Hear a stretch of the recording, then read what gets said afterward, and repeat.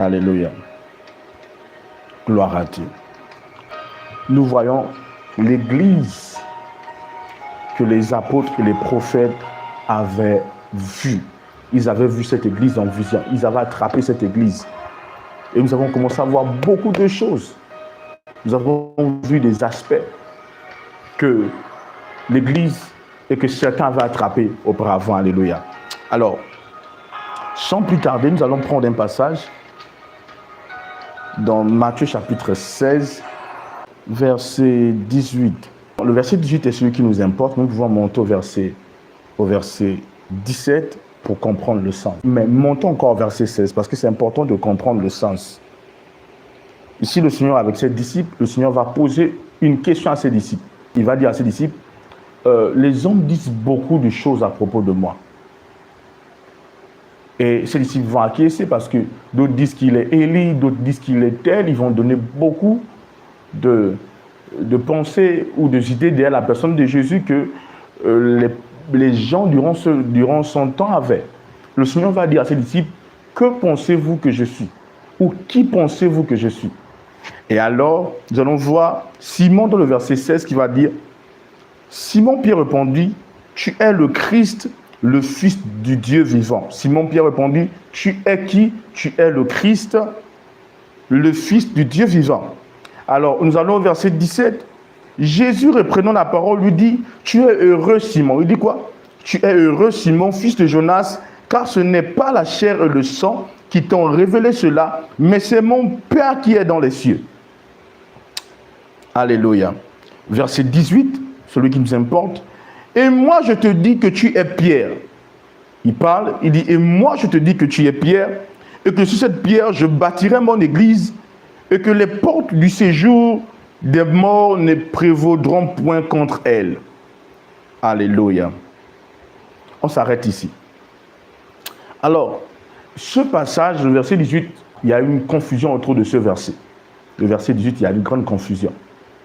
Parce que quand nous lisons ce passage, on a tendance à comprendre que le Seigneur nous laisse comprendre que Pierre est la pierre sur laquelle il va bâtir son église. Mais la vérité est que ici, le Seigneur ne dit pas que Pierre, la personne de Pierre, que son disciple Pierre est la pierre sur laquelle il va bâtir son église. C'est pas ça. Mais lorsqu'on lit ce verset de manière directe, c'est ce que nous en tirons de ce verset. Il dit dans verset 18, je te dis que tu es Pierre, virgule, et que sur cette pierre, je bâtirai mon église et les portes du séjour des morts ne prévaudront point contre elle. Vous voyez, là, quand nous lisons ce verset de manière directe, nous disons, oh, le Seigneur dit que Pierre, qui est son disciple, est la pierre sur laquelle il va bâtir son église. Mais ce n'est pas ça en fait. Ici, le Seigneur ne parle pas de Pierre, qui est Pierre en tant que disciple. Le Seigneur dit qu'il y a une pierre, et sur cette pierre, il va bâtir son église. Alors, ici, il y a une virgule. Dans l'autre version, il y a un point-virgule. Mais il y a une version Darby, il va dire, et moi je te dis que tu es Pierre, point-virgule, et que sur ce roc, je bâtirai mon église. Vous voyez? Vous savez, quand le Seigneur parle, c'est très important d'attraper la profondeur des paroles du Seigneur. Parce que le Seigneur parle avec la sagesse. Il y a un niveau de sagesse. C'est vrai que le Seigneur essaie de prendre des formes, des éléments naturels pour nous faire comprendre des réalités spirituelles. Mais c'est très important d'attraper le sens des propos du Seigneur et de faire des investigations dans la parole de Dieu pour mieux comprendre. Souvenez-vous, quand le Seigneur est venu dans le temple, il a vu des marchands, des hommes qui vendaient dans le temple. Ils vendaient beaucoup de choses, des oiseaux, ils vendaient des brebis, ils faisaient beaucoup de choses. Il y avait des échangeurs d'argent. Il a vu que le temple était devenu comme un endroit de commerce. Et le Seigneur va se fâcher. Il va commencer à détruire, à casser ce que les hommes vendaient. Il va renverser les tables, renverser leurs marchandises. Et il va même prendre un fouet et commencer à fouetter certaines personnes. Et les Juifs vont venir, ils vont dire, mais attends, qui es-tu? Par quelle autorité fais-tu ces choses? Ils vont se fâcher contre Jésus-Christ. Il dit, tu n'as pas le droit. Qui te donne l'autorité de faire de telles choses? Qu'est-ce que nous mens-tu? Ils vont essayer de reprendre le Seigneur. Et le Seigneur va dire, écoutez, détruisez ce temple et je le rebâtirai en 3 jours. Tout le monde me suit ici. Et là, Les gens disent, mais toi tu es fou. Le temple là qui a peut-être fallu 40 ans ou des années à Salomon pour bâtir le temple, et toi tu dis qu'on va le détruire et en 3 jours tu vas le rebâtir, toi tu es malade. Est-ce que vous comprenez? Quand nous lisons ce passage, cet aspect de manière littérale, nous allons dire que le Seigneur est en train de parler du temple là, qu'il a cassé la marchandise. Or c'est faux. Le Seigneur parlait du temple qui est son corps.